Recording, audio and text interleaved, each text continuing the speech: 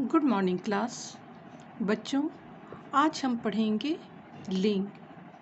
हिंदी भाषा में लिंग का अर्थ क्या होता है? लिंग का अर्थ होता है चिन्ह या पहचान का साधन।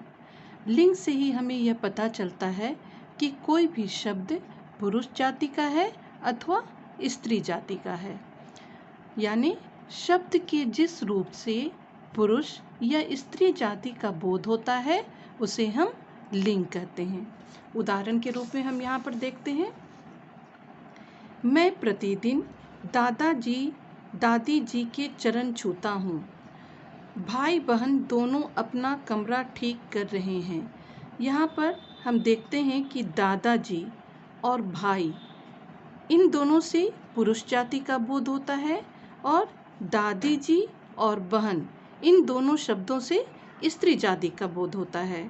तो इससे साफ स्पष्ट हो जाता है कि जिस शब्द से स्त्री जाति का बोध होता है हम उसे स्त्रीलिंग कहते हैं और जिस शब्द से पुरुष जाति का बोध होता है उसे हम पुल्लिंग कहते हैं। दूसरी बात ध्यान देने योग्य यह है कि जब भी लिंग बदलता है तो उसके साथ साथ क्रिया भी बदल जाती है।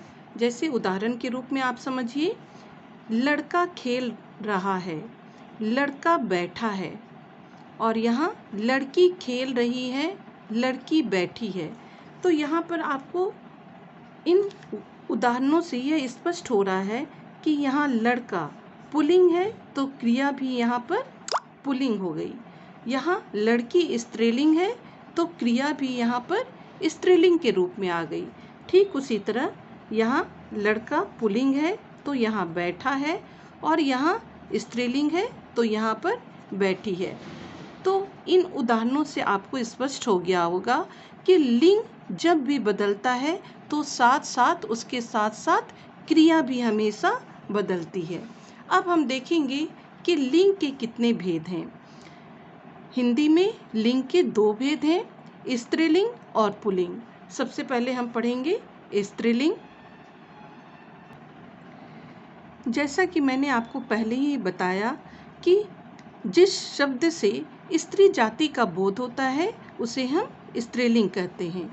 यहाँ उदाहरण के रूप में हम देखते हैं, माँ सो रही है, रानी बाग में घूम रही है, मोरनी नाच रही है, अध्यापिका पढ़ा रही हैं। यहाँ माँ, रानी, मोरनी तथा अध्यापिका स्त्री जाति का बोध करा रहे हैं। और यहाँ यह भी ध्यान देने योग्य बात है कि जैसे जैसे यहाँ पर सभी स्त्रीलिंग हैं, स्त्री जाति का बोध करा रहे हैं, तो यहाँ क्रिया भी जो है वह स्त्रीलिंग में आई। अब यहाँ इस वाक्य को आप देखिए, आप ध्यान दीजिएगा, अध्यापिका पढ़ा रही हैं। यहाँ अध्यापिका जो है एक वचन में है, लेकिन यहाँ जो क्रिया है, वर्ब है, यहाँ पर है लग गया। तो आप यह पूछेंगे कि यहाँ जब एक वचन है तो यहाँ है शब्द क्यों आया? तो बच्चों, हमेशा याद रखना कि जब भी हम कोई आदर सूचक शब्द प्रयोग करते हैं तो उसके लिए हम बहुवचन लगाते हैं।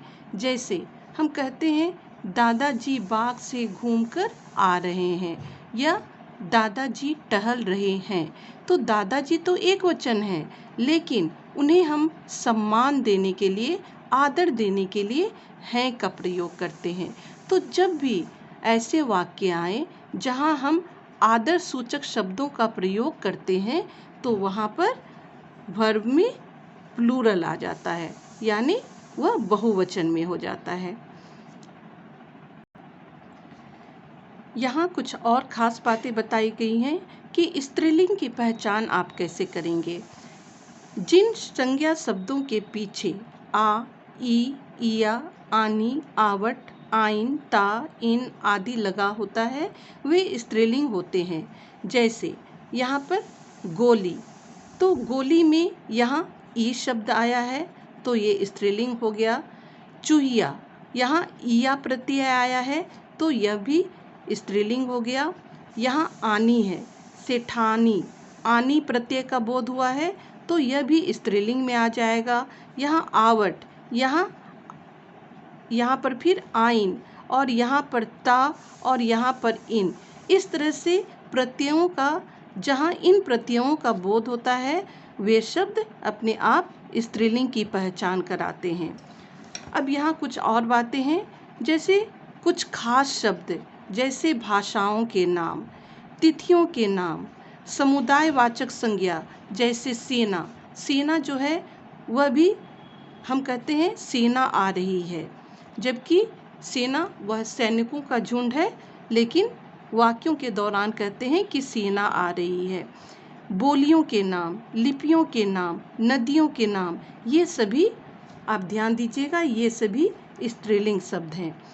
कुछ नाम सदा स्त्रीलिंग होते हैं, जैसे ये हमेशा स्त्रीलिंग ही कहलाती हैं ये शब्द, जैसे चील, मक्खी, लोमड़ी, मछली, कोयल, छिपकली आदि। ये सभी हमेशा सदैव स्त्रीलिंग जाति ही होती है। तो इसको आप ध्यान दीजिएगा, एक दो बार और पढ़िएगा और इसको समझने की कोशिश कीजिएगा। मेन ये बात है कि कुछ नाम स्त्रीलिंग होते हैं, जैसे भाषाओं के नाम, तिथियों के नाम, बोलियों के नाम, लिपियों के नाम और नदियों के नाम, ये सभी स्त्रीलिंग कहलाते हैं। अब हम देखेंगे पुल्लिंग क्या है। जो शब्द पुरुष जाति का बोध कराते हैं उन्हें हम पुल्लिंग कहते हैं। जैसे उदाहरण के रूप में है, पिताजी दफ्तर जा रहे हैं। यहाँ पर भी देखिए आदर्शसूचक शब्द आया है पिताजी। पिताजी के लिए यहाँ हैं का प्रयोग हुआ है, चूँकि ये आदर्शसूचक शब्द है पिताजी। हम पिताजी को सम्मान दे रहे हैं। घोड़ा दौड़ रहा है। भाई ने राखी बंधवाई। लेखक ने सुंदर कहानी लिखी। यहाँ पिताजी, घोड़ा, भाई तथा लेखक शब्द पुरुष जाति का बोध करा रहे हैं, तो ये पुल्लिंग शब्द हैं। पुल्लिंग की पहचान हम कैसे करेंगे? यहाँ भी पुल्लिंग शब्दों को पहचानने के लिए कुछ नियम बताए गए हैं। जिन शब्दों के पीछे आ, पा, पन, अक आदि आता है वे पुल्लिंग होते हैं। जैसे बच्चा, यहाँ आ का प्रयोग हुआ। बुढ़ापा, यहाँ पा का प्रयोग हुआ।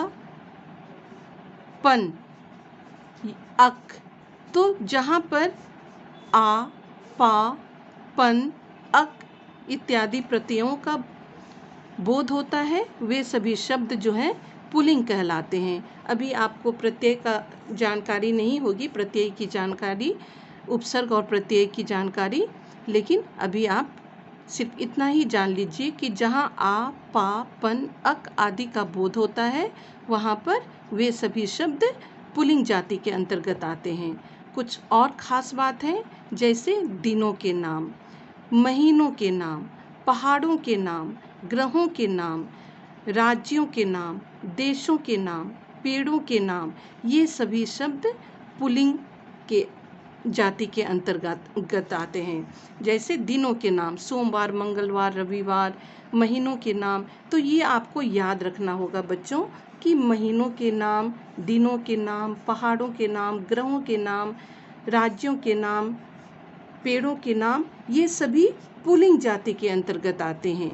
और कुछ और भी ऐसे शब्द हैं जो सदा पुल्लिंग ही रहते हैं, जैसे मच्छर, तोता, कौवा, गीदड़, सूअर, भालू, खरगोश आदि। इन शब्दों के साथ अगर हम इसे स्त्रीलिंग रूप में अगर बदलना चाहेंगे तो वहाँ हमें इस तरह से कहना होगा, मादा मच्छर और मादा कौवा। इस तरह से हमें नर कौवा और नर मच्छर। तो इस तरह से हमें यहाँ पर स्त्रीलिंग और पुल्लिंग में हमें भेद करना होगा, नर और मादा के रूप में। यहाँ कुछ और भी शब्द दिए हुए हैं जो पुल्लिंग है और स्त्रीलिंग रूप में बदलने पर वे इस तरह से हो जाते हैं, जैसे बाल का बाला, छात्र का छात्रा, प्रिय का प्रिया, सुत का सुता। तो आप कम से कम 2 बॉक्स जो हैं, पहला नंबर ये बॉक्स और नंबर 2 बॉक्स, ये नंबर 2, आप कोशिश कीजिएगा कि फर्स्ट पीरियोडिक के लिए कम से कम ये 2 बॉक्स आप ज़रूर पढ़ लीजिएगा। ये नंबर 1 बॉक्स और ये नंबर 2 बॉक्स यहाँ तक आया है। ये 2 बॉक्स आप फर्स्ट पीरियोडिक के लिए आप ज़रूर पढ़ लीजिएगा। बैक एक्सरसाइज मैं आपको ऑनलाइन क्लास में करवा दूंगी। Thank you class.